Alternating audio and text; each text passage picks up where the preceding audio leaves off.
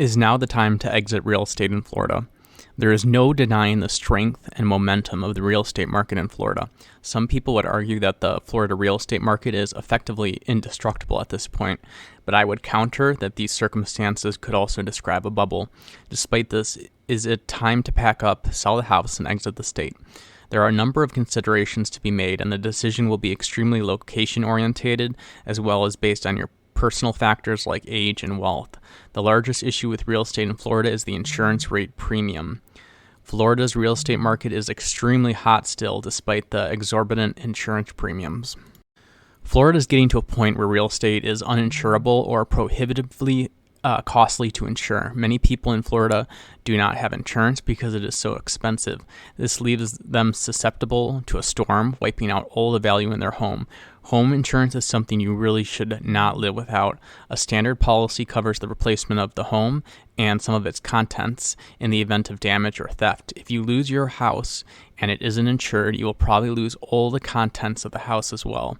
If you think insurance costs are bad now, future storms could drive the rates up further. Even areas that are several miles inland are still risky bets when it comes to hurricane and storm damage.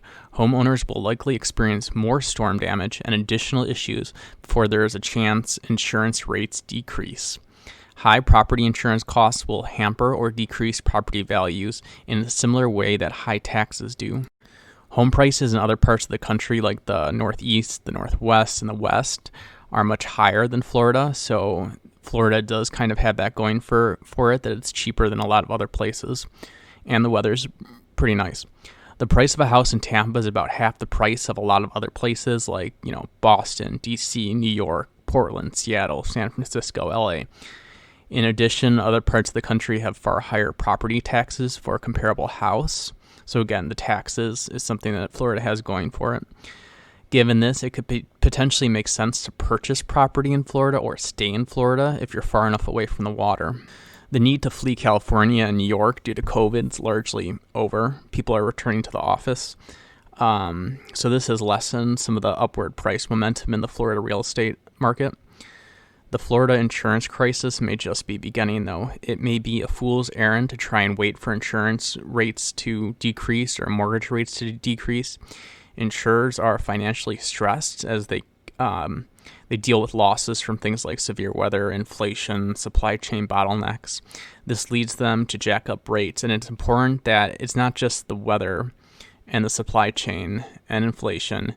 It's also there's a lot of lawsuit abuse going into Florida, and that's something we'll get into in another video, but that is a major factor in the problem with insurance in Florida is the lawsuits and the fraud. In the past few years in Florida, quite a few insureds have gone belly up. 15 have stopped writing new business, 4 have abandoned the state entirely. So that's the question now is if insurers are fleeing Florida, should you?